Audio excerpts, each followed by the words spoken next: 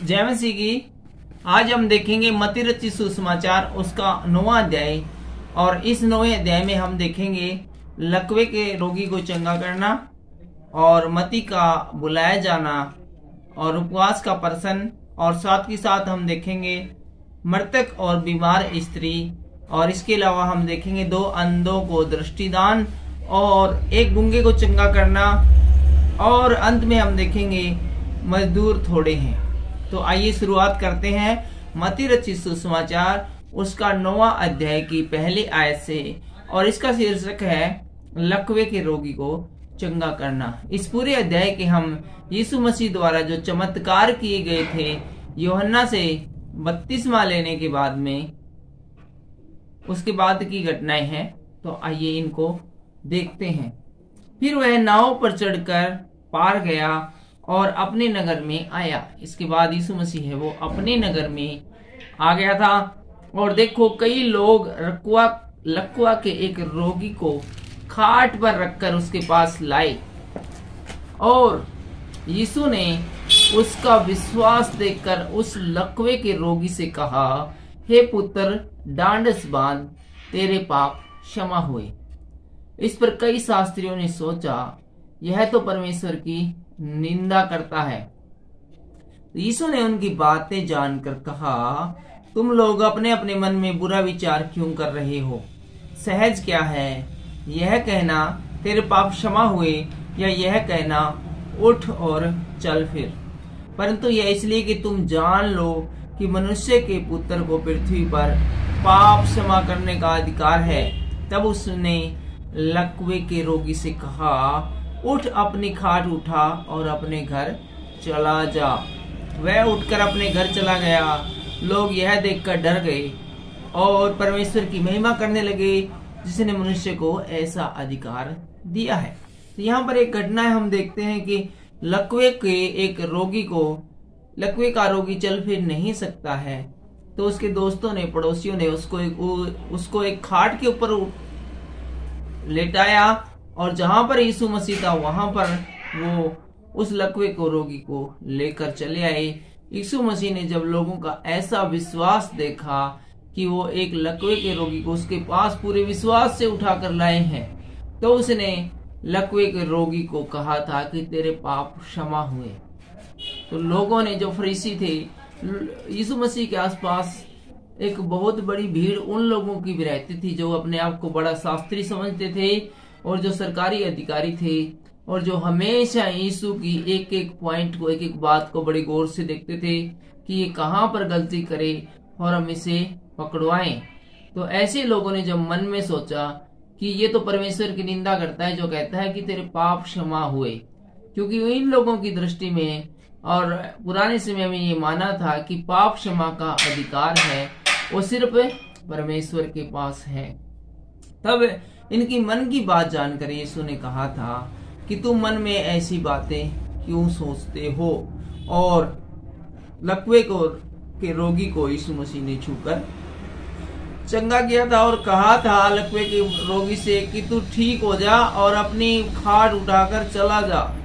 एक लकवे का रोगी जो वर्षों से लकवे से पीड़ित था तुरंत ही चंगा हो गया यीशु मसीह के ऐसे कहने मात्र से, और वो तुरंत है वो अपने घर चला गया।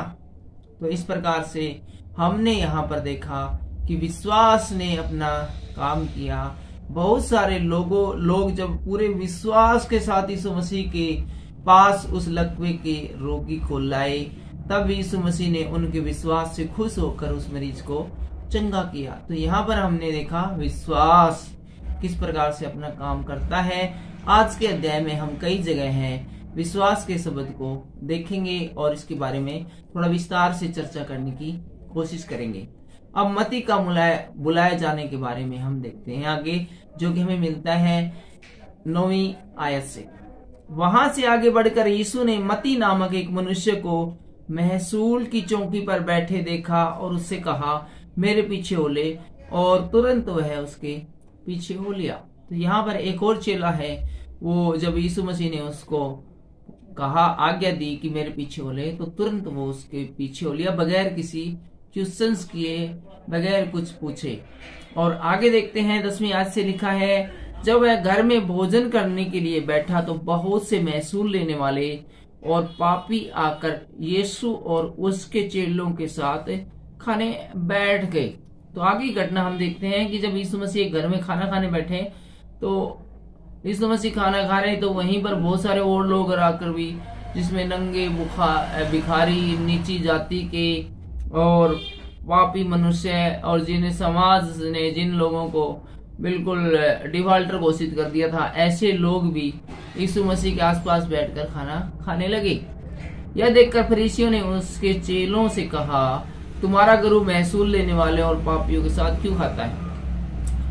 तो जो लोग बड़े फरीसी थे, फरीसी माने ऊंची जाति वाले और बड़े पैसे वाले, जो कि यीशु मसीह के आसपास ही रहते थे, उन्होंने यीशु मसीह से तो नहीं परंतु उसके चेलों से कहा कि तुम्हारा गुरुजी ये क्या कर रहे हैं? पापी और गरीब और नंगे भिखारियों के साथ तुम्हारा जो गुरुजी है वो खाना क्यों खा रहा है? यह सुनकर यीशु ने उनसे कहा, वैद्य भले चंगों के लिए नहीं परंतु बीमारों के लिए है। तो यीशु मसीह ने कहा था जो डॉक्टर की जरूरत है वो स्वस्थ लोगों को नहीं है, बीमार लोगों को है। इसलिए तुम जानकर इसका अर्थ सीख लो, मैं बलिदान नहीं परंतु दया चाहता हूँ, क्योंकि मैं धर्मियों को नहीं पापियों को बुलाने आया हूँ। तो यहाँ पर यीशु मसीह स्पष्ट रूप से बोल देते हैं कि जो पहले से ही ठीक है, धर्मी है, जिन्होंने कोई पाप नहीं किया, ऐसे लोगों को मैं ठीक करने नहीं आया, वो तो पहले से ही ठीक है। लेकिन जो पापी है, जो कि पाप में धसे हुए हैं, और जो बीमार है, बीमार मतलब जिन्हें यीशु मसीह के परमेश्वर के वचन के बारे में नहीं पता है, जो शैतान के चंगुल में फंसे हुए हैं, मैं तो ऐसे लोगों को सुधारने आया हूँ, सिखाने आया हूँ, पढ़ाने आया हूँ और उन्हें बुलाने आया हूँ। आगे हम देखते हैं 14वीं आयत से उपवास का प्रश्न। तब यूहन्ना के चेलों ने उसके पास आकर कहा, क्या कारण है कि हम और फरीसी इतना उपवास करते हैं पर तेरे चेले उपवास नहीं करते हैं? तो यूहन्ना बपतिस्मा देने वाले थे, उसके चेले भी अब यीशु मसीह के साथ थे और वो बहुत ही उपवास रखकर प्रार्थना करते थे। और फरीसी जो कि अपने आप को बहुत धार्मिक और अपने आप को जन्मजात क्रिश्चियन बताते थे, वो भी बहुत उपवास के साथ प्रार्थना करते थे। और उन्होंने यीशु से कहा कि हम तो इतनी प्रार्थनाएं करते हैं, उपवास रखते हैं, लेकिन तेरे चेले कभी उपवास ही नहीं रखते। तो यीशु मसीह ने उनसे क्या कहा? 15वीं लाइन में देखते हैं। यीशु ने कहा, क्या बाराती जब तक दूल्हा उनके साथ है शोक कर सकते हैं? तो यीशु मसीह ने यहाँ कहा था कि जब तक बाराती के साथ दूल्हा होता है कभी भी वो शोक नहीं करेंगे, बल्कि मस्ती में खाएंगे, पिएंगे और ऐश करेंगे, क्योंकि उनके साथ में दूल्हा है। पर वे दिन आएंगे जब दूल्हा उनसे अलग किया जाएगा, उस समय में उपवास करेंगे। लेकिन जब बारातियों से दूल्हा अलग कर दिया जाए तो बारातियों की कोई वैल्यू नहीं रह जाती। कहीं बारातियों की वैल्यू है वो जब तक ही है तब तक दूल्हा उनके साथ हो। और यहाँ पर यीशु मसीह कहते हैं कि लेकिन एक समय आएगा कि बारातियों से दूल्हे को अलग किया जाएगा, तब वे उपवास करेंगे। यहाँ पर यीशु मसीह अपनी मृत्यु की भविष्यवाणी करते हैं कि एक दिन मैं जब तक ही चेलों के साथ हूँ तो चेलों को किसी प्रकार के उपवास की जरूरत नहीं है, क्योंकि मैं जगत की ज्योति इनके साथ हूँ, तो ये किस लिए इनको उपवास करेंगे। लेकिन एक समय आएगा कि जब मुझे इस पृथ्वी से उठा लिया जाएगा तब ये उपवास करेंगे, और तब इन्हें उपवास करने की जरूरत भी है।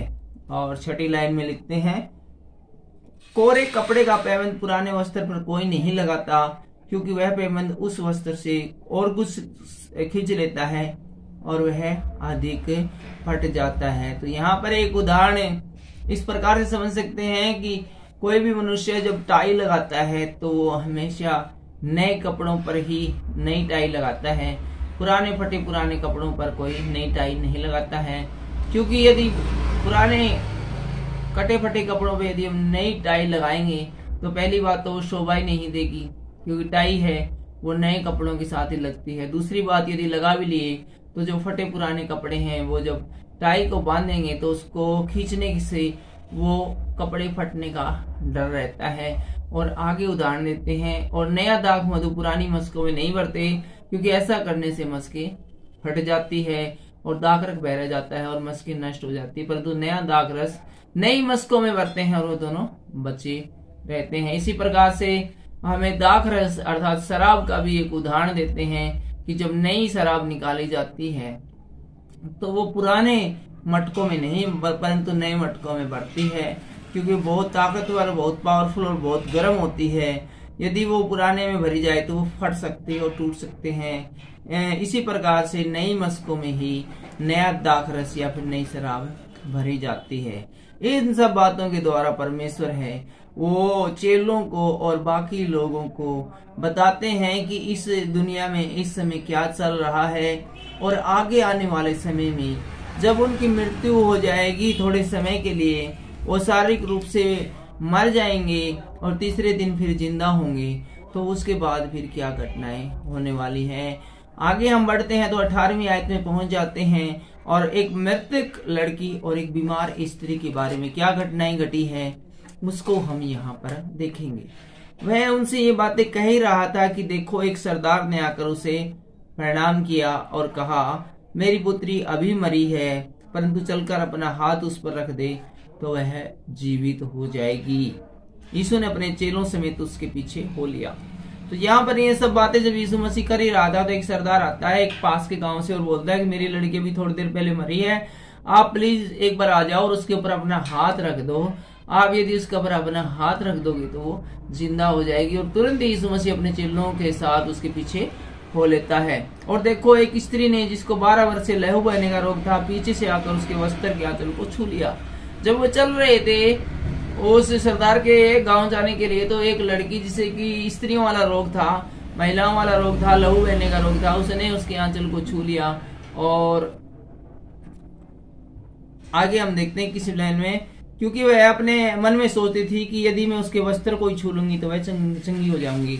तो उसने यीशु मसीह के वस्त्र को छू लिया, क्योंकि वह सोचती थी कि यदि मैं इसके वस्त्र को भी छू लूंगी ना तो भी चंगी हो जाऊंगी।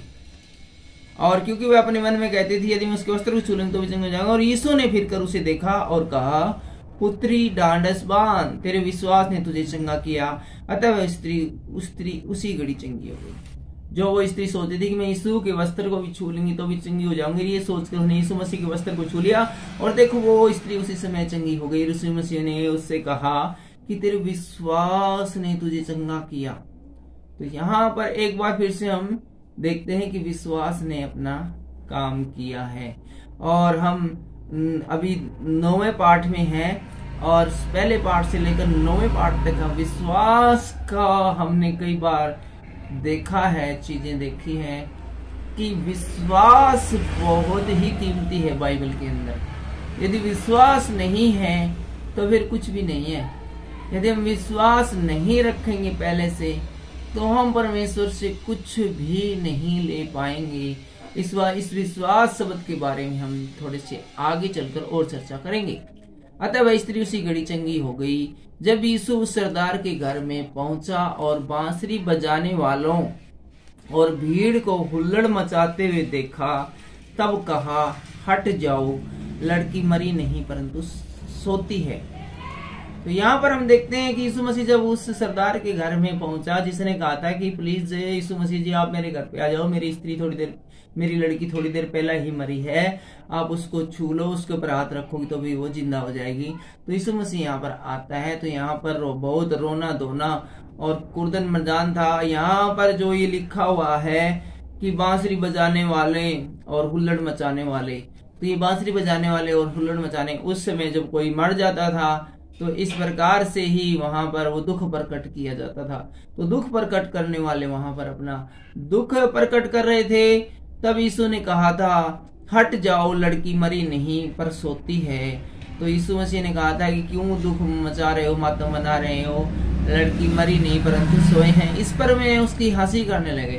तो जब यीशु मसीह ने ऐसा कहा सब लोग बोले, ये देख लो भाई, कितनी देर होगी मरी ने इस छोरी ने, अरियो नहीं गया मरी को नहीं, बात तो सुन लगा।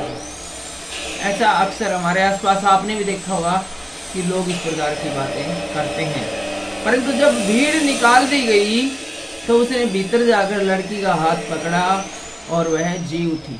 जैसा उसके पिता ने कहा था कि उसका हाथ को पकड़ोगे तो भी ठीक हो जाएगी, तो यीशु मसीह ने उस मरी हुई लड़की का जैसे ही हाथ पकड़ा वह जी उठी। और इस बात की चर्चा उस सारे देश में फैल गई। एक बहुत बड़ी घटना थी कि किसी को छूने मात्र से ही कोई चंगा हो गया। और यीशु मसीह ने जब उस लड़की का सिर्फ हाथ पकड़ा तो वो चंगा हो गई, चंगा हो गई, चंगी नहीं बल्कि जिंदा हो गई। और इसकी चर्चा है वो पूरे सारे देश में फैल गई कि यीशु मसीह नामक एक ऐसा व्यक्ति है जो किसी को छू ले तो उससे मरा हुआ भी जिंदा हो जाता है, और किसी को हाथ लगा दे तो वो लकवे का रोगी हो या अंधा हो या कोई भी हो तो ठीक हो जाता है। हम पढ़ रहे हैं मत्ती रचित सुसमाचार और उसका 9वां अध्याय, और इस अध्याय के अभी हम बिल्कुल 27वीं आयत में पहुंच गए हैं।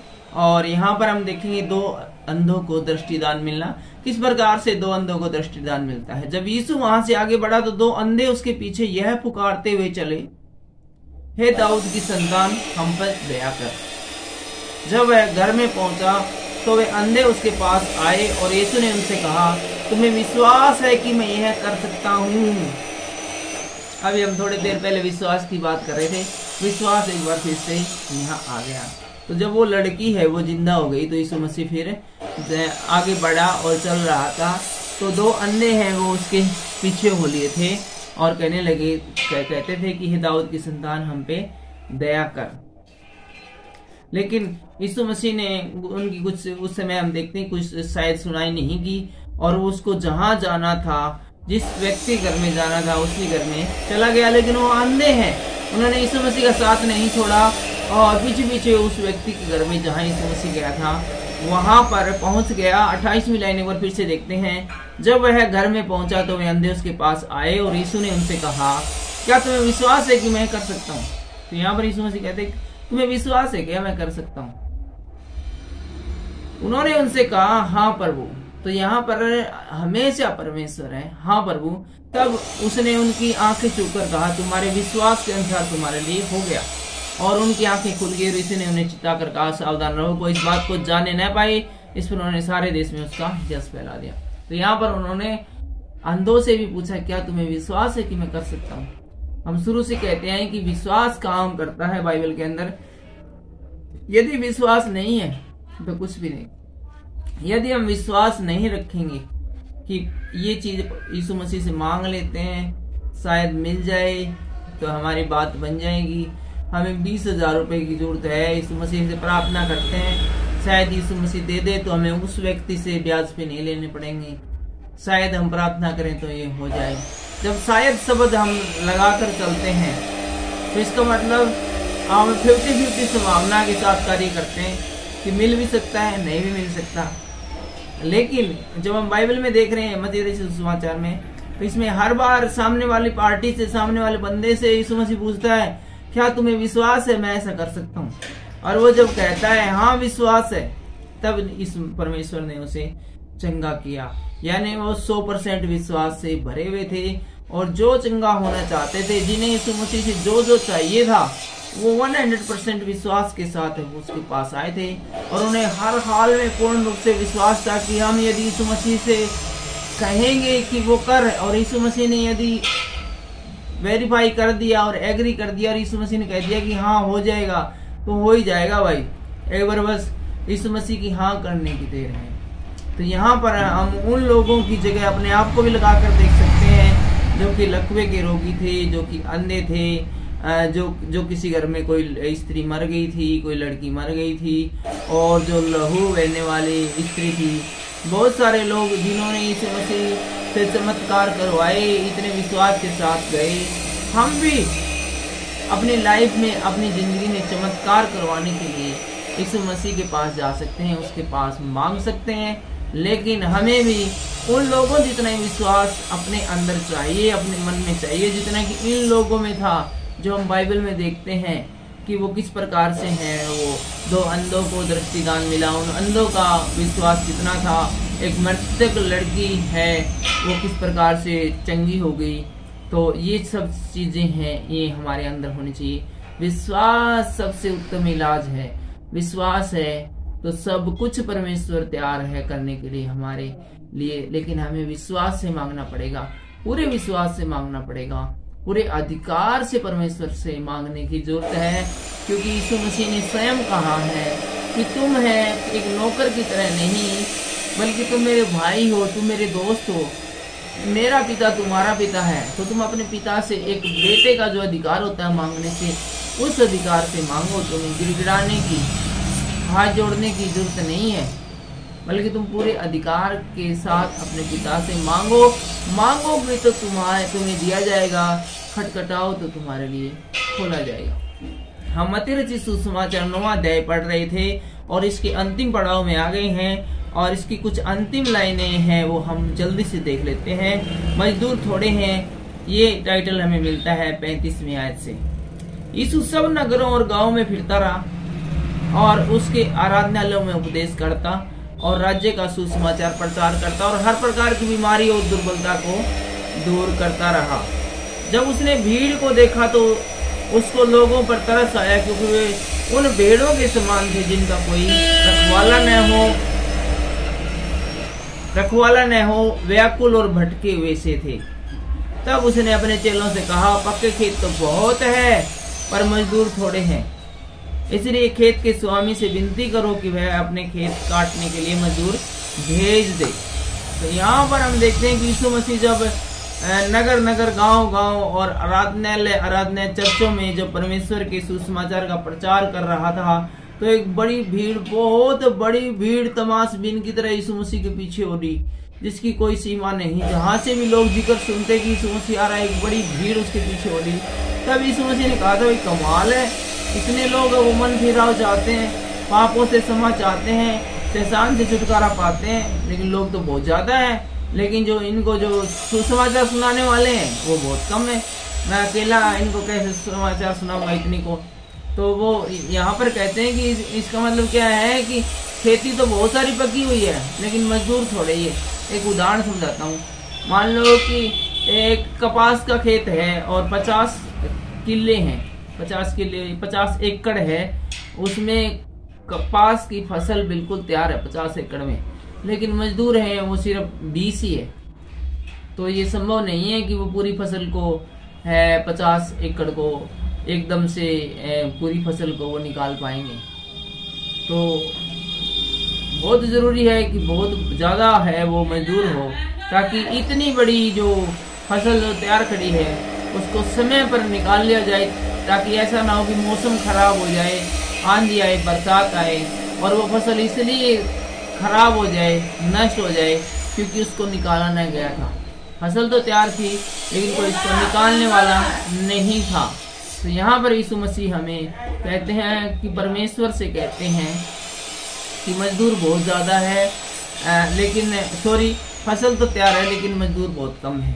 तो यहाँ पर हम देखते हैं कि इसी बात को निगाह रखते हुए परमेश्वर, जब यीशु मसीह है उसने बहुत सारे चेलों को बनाया था, और जो पास्टर लोग जो आज के हम देखते हैं, इतने सारे हजारों लाखों पास्टर है, वो सब लोग हैं वो परमेश्वर के वही मजदूर है जो कि फसल तैयार खड़ी है उसको काटने वाले हैं, अर्थात वचन को लोगों को बताने वाले हैं। जो वचन है, जो दूसरी आमद यीशु मसीह की होने वाली है, वो बिल्कुल पकी हुई फसल की तरह बिल्कुल तैयार है। कभी भी इस दुनिया का अंत निश्चिंत है। तो ये समझ लो कि जो फसल वो बिल्कुल तैयार है। जो हमारे पास्टर लोग हैं इतने सारे, वो है कहीं मजदूर कम ना पड़ जाए, कहीं बताने वाले कम ना पड़ जाए कि इस दुनिया का अंत होने वाला है। इसीलिए परमेश्वर ने बहुत सारे पासमानों को इस दुनिया में नियुक्त किया है, पास्टरों को नियुक्त किया है, ताकि वो पापी और जो शैतान से जो चंगुल में फंसे हुए लोगों को बताएं कि किस प्रकार से वो परमेश्वर के राज्य में प्रवेश करेंगे और जीवन की पुस्तक में उनका नाम लिखा जाएगा। तो आज हमने पढ़ा मत्ती रचित सुसमाचार उसका 9वां अध्याय। अगले वीडियो में हम देखेंगे मत्ती रचित सुसमाचार उसका 10वां अध्याय, और 10वें अध्याय में हम देखेंगे अगले वीडियो में यीशु के 12 चेलों के बारे में और 12 प्रेरितों का सेवा कार्य के बारे में, और आने वाले संकट के बारे में भी हम जानेंगे, और किससे डरे इसके बारे में हम देखेंगे, और यीशु को स्वीकार या अस्वीकार न करने के बारे में देखेंगे, और यीशु के आवागमन का क्या परिणाम होगा इसके बारे में देखेंगे, और प्रतिफल है उसको भी हम अगले नेक्स्ट वीडियो में देखेंगे। आज का वीडियो आपको पसंद आया हो तो इस वीडियो को आप लाइक कर सकते हैं। दूसरों तक यदि परमेश्वर के वचन को पहुंचाना चाहते हैं तो इस वीडियो को शेयर कर सकते हैं। और यदि आप हमारे चैनल पर नए हो तो इस चैनल को आप सब्सक्राइब भी कर सकते हैं। और यदि इस वीडियो को आप फेसबुक पर देख रहे हैं तो हमारे पेज को आप लाइक भी कर सकते हैं। आज के इस वचन के द्वारा परमेश्वर हम सबको बहुत बड़ी आशीष दे। सबको जय मसीह की। मिलते हैं नेक्स्ट वीडियो में।